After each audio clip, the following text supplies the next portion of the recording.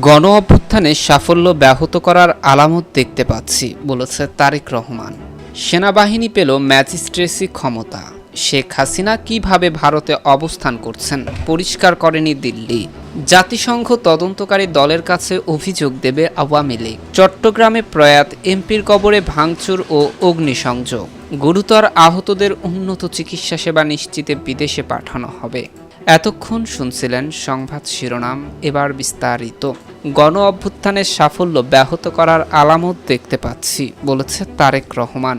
বর্তমান অন্তর্বর্তী সরকার যাতে কোনোভাবেই ব্যর্থ না হয় সে ব্যাপারে সবাইকে সতর্ক থাকার আহ্বান জানিয়েছে বিএনপির ভারপ্রাপ্ত চেয়ারম্যান তারেক রহমান। তিনি বলেছেন, অন্তর্বর্তী সরকার ইতিমধ্যে বেশ কিছু ক্ষেত্রে সংস্কার কার্যক্রম হাতে নিয়েছে। আমরা মনে করি অন্তর্বর্তী সরকার এজেন্ডা সেটিং এর ক্ষেত্রে অগ্রাধিকার ভিত্তি নির্ধারণ করতে না পারলে গণ অভ্যুত্থানের সাফল্য ব্যাহত করতে ষড়যন্ত্রকারী নানা চক্র সুযোগ গ্রহণ করতে পারে। এর মধ্যে কিছু কিছু আলামত আমরা দেখতে পাচ্ছি।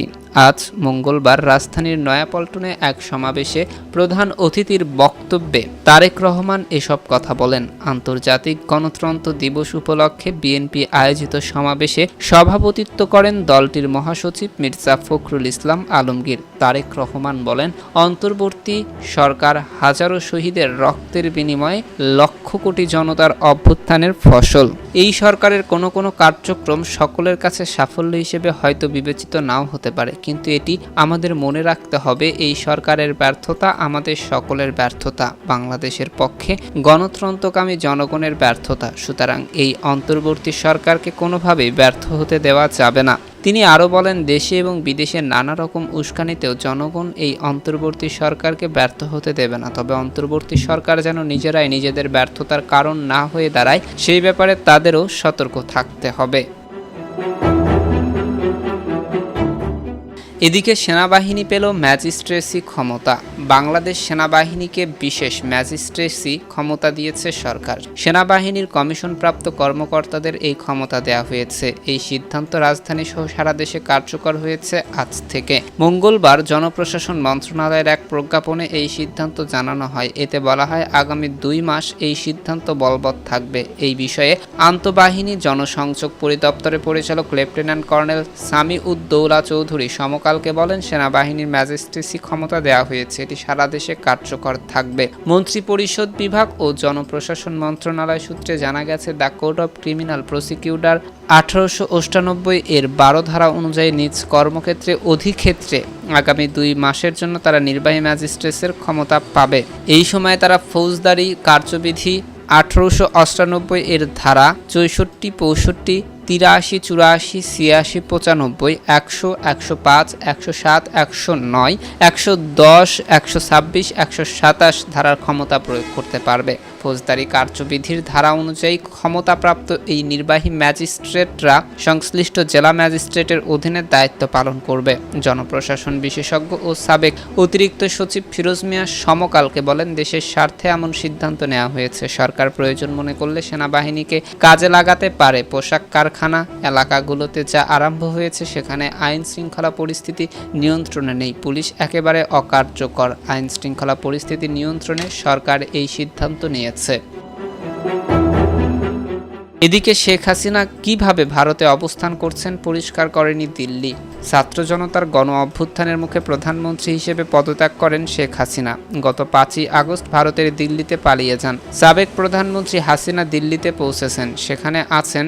এর বাইরে তিনি কি অবস্থা এবং কথায় আছেন সেই বিষয়ে দুই দেশের মধ্যে সরকারিভাবে কোনো তথ্য আদান প্রদান হয়নি, এমনটাই জানিয়েছে পররাষ্ট্র উপদেষ্টা তৌহিদ হোসেন। প্রধানমন্ত্রী শেখ হাসিনা কূটনৈতিক পাসপোর্ট ব্যবহার করতেন, সেই পাসপোর্ট সরকার বাতিল করেছে। এরপর তিনি কিভাবে কি অবস্থায় ভারতে অবস্থান করছেন এমন প্রশ্নে পররাষ্ট্র উপদেষ্টা মোহাম্মদ তৌহিদ হোসেন আজ সাংবাদিকদের বলেন, সবকিছু শুধু আইন দিয়ে চলে না, উনি আশ্রয় চেয়েছিলেন তাই সেখানে আসেন। আমাদের এভাবে জানানো হয়েছে। শেখ হাসিনা কি অবস্থায় আছেন সেই বিষয়ে অন্তর্বর্তী সরকার সরকারিভাবে কিছু জানে না উল্লেখ করে পররাষ্ট্র উপদেষ্টা বলেন, ভারতের পক্ষ থেকে এই বিষয়ে কিছু জানানো হয়নি। বাংলাদেশ সরকার জানতে চেয়েছে গিয়েছিল কিনা এমন প্রশ্নে তিনি বলেন, আমি তাদের সরকারিভাবে কিছু বলিনি। ছাত্র জনতার অভ্যুত্থানের সময় আইন শৃঙ্খলা বাহিনী ও শেখ হাসিনার দল আওয়ামী লীগের সশস্ত্র কর্মীদের বিরুদ্ধে আন্দোলনকারীদের উপর নির্বিচারে গুলিবর্ষণ ও দমনপীড়নের অভিযোগ ওঠে। সরকারি হিসেবে বিভিন্ন শ্রেণী পেশা ও বয়সের প্রায় 650 ব্যক্তি আন্দোলনের সময় নিহত হয়। আহত হন প্রায় 18,000 মানুষ, পঙ্গুত্ব বরণ করেন বেশ কয়েকশো নারী ও পুরুষ। এমন কাণ্ডে জড়িত থাকার অভিযোগে হাসিনার বিরুদ্ধে গতকাল পর্যন্ত কমপক্ষে 120টি মামলা করা হয়েছে। এদিকে জাতিসংঘ তদন্তকারী দলের কাছে অভিযোগ দেবে আওয়ামী লীগ। জাতিসংঘ তদন্তকারী দলের কাছে অভিযোগ দেবে আওয়ামী লীগ। দলটি ক্ষমতাচ্যুত হওয়ার পর ঢাকাসহ বিভিন্ন জেলায় দলটির কার্যালয়ে, নেতাকর্মী ও তাদের বাড়িঘর কার্যালয়ে হামলা ও ভাঙচুরের বিষয়ে দলীয়ভাবে অভিযোগ জমা দেবে আওয়ামী লীগ। আজ আওয়ামী লীগের ভেরিফাইড ফেসবুক পোস্টে এই তথ্য জানানো হয়েছে। ছাত্র জনতার আন্দোলনের মুখে গত 5ই আগস্ট ক্ষমতাচ্যুত হন তৎকালীন প্রধানমন্ত্রীর সভাপতি শেখ হাসিনা।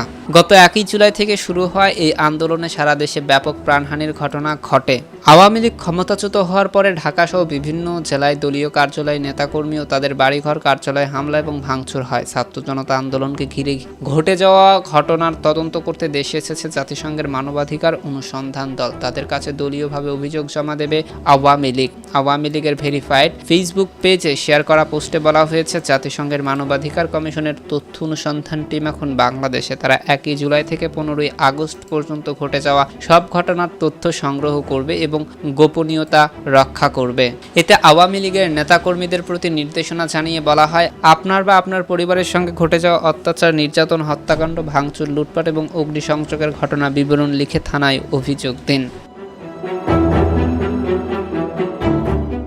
এদিকে চট্টগ্রামে প্রয়াত এমপির কবরে ভাঙচুর, অগ্নিসংযোগ। চট্টগ্রাম 8 আসনের প্রয়াত সংসদ সদস্য মঈনুদ্দিন খান বাদলের কবরে ভাঙচুর এবং অগ্নিসংযোগ করেছে দুর্বৃত্তরা। মঙ্গলবার দুপুরে চট্টগ্রাম বোয়ালখালী উপজেলার সারোয়াতলির গ্রামে এই ঘটনাটি ঘটে। মঈনুদ্দিন খান জাতীয় সমাজতান্ত্রিক দলের সাবেক কার্যকরী সভাপতি ছিলেন। আওয়ামী লীগের নেতৃত্বাধীন মহাজোটের মনোনয়নে নবম, দশম এবং একাদশ সংসদ নির্বাচনে চট্টগ্রাম 8 থেকে নির্বাচিত হন তিনি।